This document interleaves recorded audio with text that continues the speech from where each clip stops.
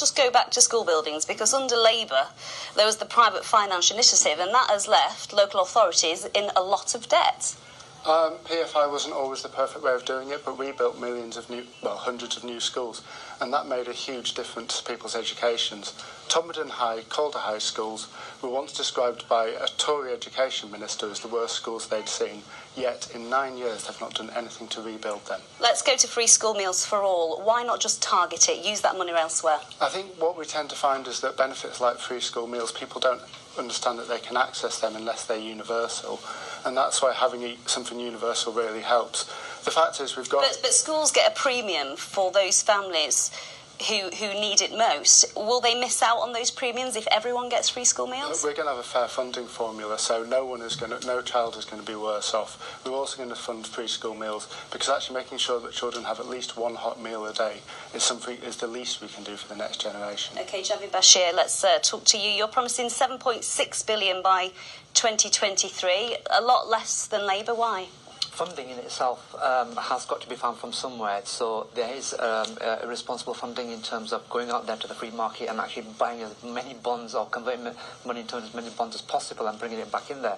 And all they're doing is actually creating debt and deficit moving on there, so there has to be a reasonable and a sound financial and fiscal policy to actually fund and finance everything that we do, which is why it's slightly lower.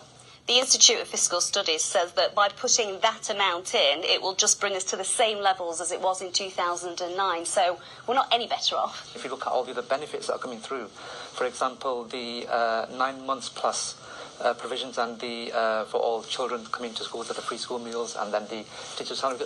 So there's a whole raft of other activities and policies that will actually sort of bring it back up in par, which will be more beneficial because it's actually going to be directed exactly where it's needed, rather than it just being saying there's pot of money, do what you want with it. Actually, let's talk about that extra funding. She's saying 35 hours a week of free childcare for all 2 to 4-year-olds.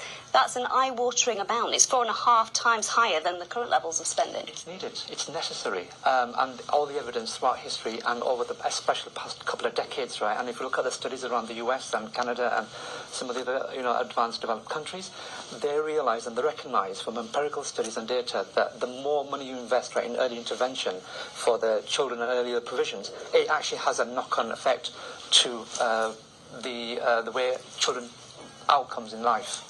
Richard Phillips, how do you compete with the other parties? How are you going to make education better for children in Yorkshire?